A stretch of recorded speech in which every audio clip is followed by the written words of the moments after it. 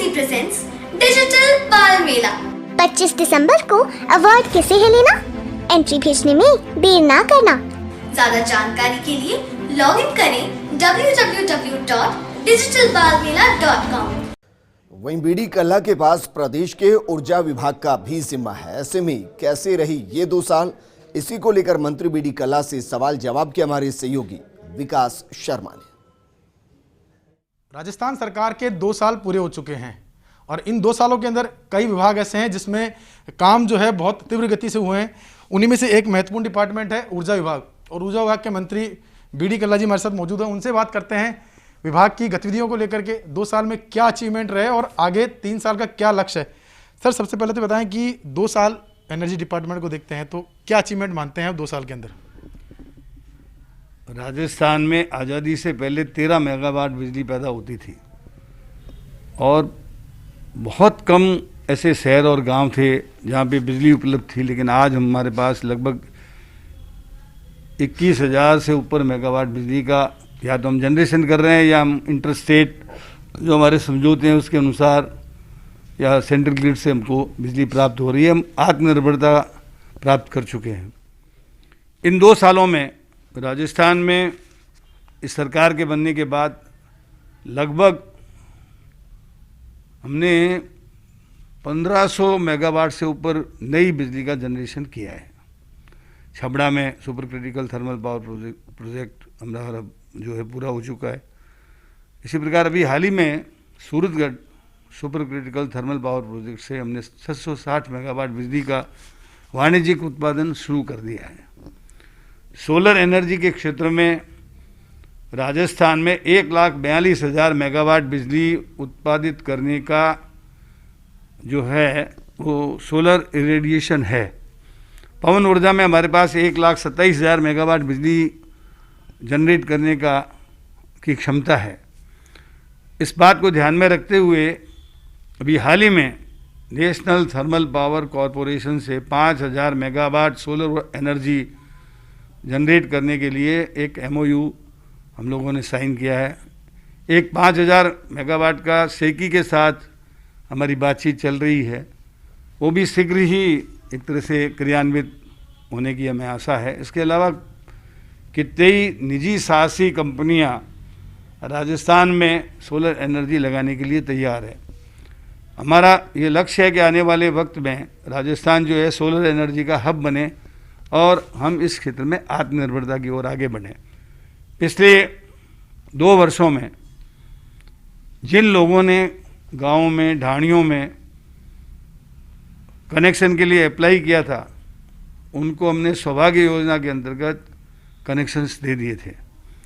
पिछले वर्ष 1 लाख कृषि कुओं को कनेक्शन देने की बात थी, उसके अगेंस्ट में हमने 1,40,000 कुओं को कृषि कनेक्शंस दिए थे। इसके अतिरिक्त इस साल में हमने बजट में 50,000 कुओं को कृषि कनेक्शंस देने की बात की है, तो ये लक्ष्य भी हम करीब करीब प्राप्त कर लेंगे, बल्कि इससे ज़्यादा ही कुओं को कनेक्शन दे पाएंगे। इसके अलावा 33 kV के GSS, 132 kV GSS, 220 kV GSS, इनका निर्माण कार्य भी निर्बाध गति से राजस्थान में चल रहा है और हमारा प्रसारण तंत्र मजबूत हो रहा है। अगले 3 सालों में हमारी ये कोशिश रहेगी कि एग्रीकल्चर फीडर को बिल्कुल अलग कर दिया जाए ताकि दिन में ही किसानों को बिजली उपलब्ध हो सके। अभी हम 4 ब्लॉक्स में बिजली दे रहे हैं, उसके कारण किसानों को सर्दी में, गर्मी में कई बार रात को अपने खेतों में पानी देने के लिए जगना पड़ता है। लेकिन अगले 3 सालों में जब एग्रीकल्चर फीडर अलग हो जाएगा तो दिन में ही किसान अपने खेतों में काम कर सकेंगे और उनको रात की तकलीफ नहीं होगी। सर, एक सवाल है, किसानों की बात की आपने, किसानों की बिजली दाम जो है वो हमने कभी नहीं बढ़ाया, लेकिन जो किसानों के बिजली कनेक्शन की जो पेंडेंसी है उसको देखते हुए क्या उसका लक्ष्य है? क्योंकि हम हर साल 50,000 कनेक्शन देते हैं लेकिन उतनी तादाद में और नए कनेक्शन के आवेदन हो जाते हैं, तो उस पेंडेंसी को कम करने के लिए क्या योजना है? क्योंकि कुसुम योजना आई है, 3 अलग अलग श्रेणियों में कंपोनेंट में आई है, तो क्या कुसुम योजना के बाद में ऐसी स्थिति बन पाएगी कि हम ऑन डिमांड कनेक्शन दे पाएंगे किसानों को?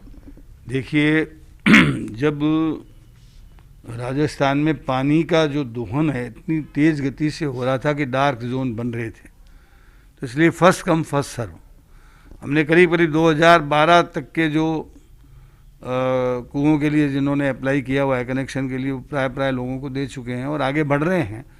पिछले साल भी जैसा मैंने आपको बताया था, सर्वाधिक इन वर्षों में कृषि कनेक्शंस दिए गए। 1,40,000 कनेक्शंस आपने देखा होगा 5-5 वर्षों में नहीं होते थे। एक साल में 1,40,000 कनेक्शंस देना अपने आप में एक बहुत बड़ी उपलब्धि रही है।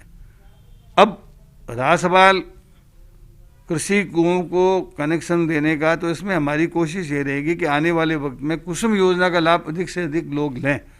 कुसुम योजना का जो एक कंपोनेंट है उसमें 30% सब्सिडी केंद्र सरकार के द्वारा दिलाएंगे और उसके बाद राज्य सरकार या तो उसको ऋण देगी या अनुदान देगी और जो बिजली वो पैदा करेंगे वो डिस्कॉम खरीदेगी, उससे उनकी जो भी ऋण की किस्त है वो चुक जाएगी।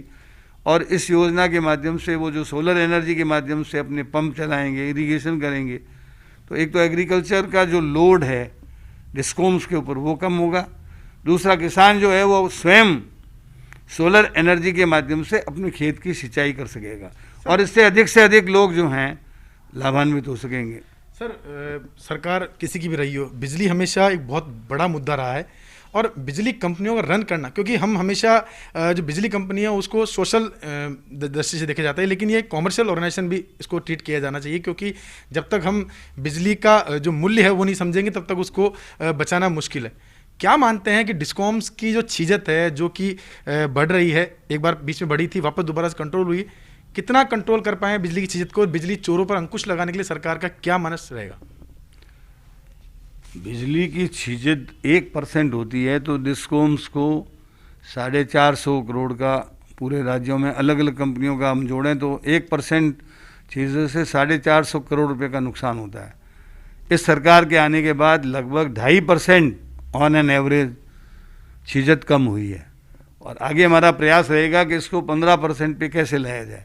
इसके लिए हम प्रयास कर रहे हैं। हमने अलग अलग डिस्कॉम कंपनियों को अपने अपने लक्ष्य दिए हैं और हमारी सारी कंपनियों के जो एमडीज, इंजीनियर्स जो हैं वो टीम स्पिरिट से इसमें लगे हुए हैं। मेरी राजस्थान के तमाम लोगों से अपील है कि वे इसमें सहयोग करें और वे ऐसे उपभोक्ता बने जो बिजली का गुणात्मक सुधार हम कर रहे हैं उसका उपयोग लें और बिजली की छीजत को रोकने में सहायक बने।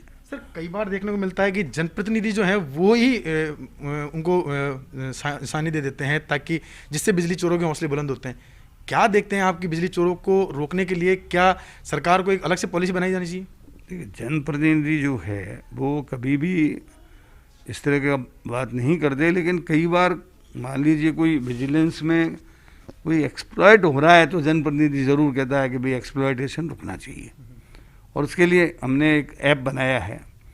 कहीं कोई भी व्यक्ति यदि विजिलेंस करता है तो विजिलेंस के वक्त में मीटर का फ़ोटो लेना, उस फोटो को ऐप पे जारी करना, कहीं कोई किसी भी प्रकार की किसी के साथ शोषण नहीं हो और जो हमारा सद्भावी उपभोक्ता है उसके साथ भी कोई शोषण न हो और विजिलेंस में जो दोषी हो उसी के खिलाफ कार्रवाई की जाए, इस प्रकार का कार्य हम करने की चेष्टा कर रहे हैं।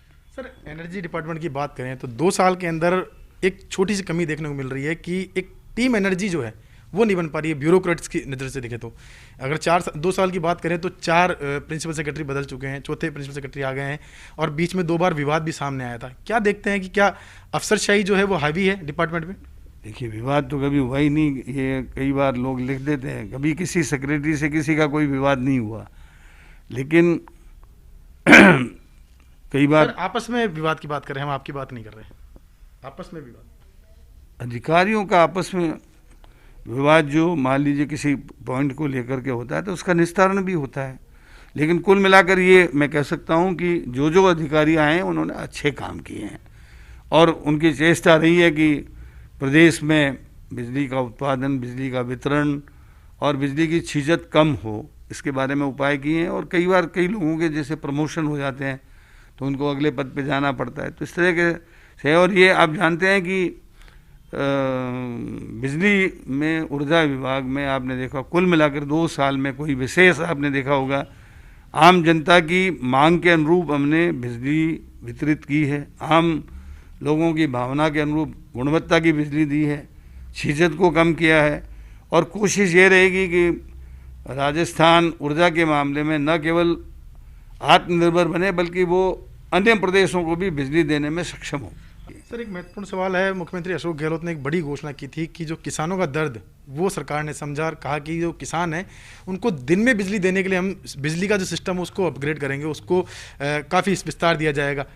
कैसे मानते हैं कि अब जो सोलर एनर्जी जो नई पैदा हो रही है, जो कुसुम योजना के तहत और कंपोनेंट में अलग अलग आ रही है, क्या मानते हैं सिस्टम को अपग्रेड करके हम किसानों को कब तक ऐसा है कि सभी किसानों को दिन में ब्लॉक में बिजली मिल पाएगी?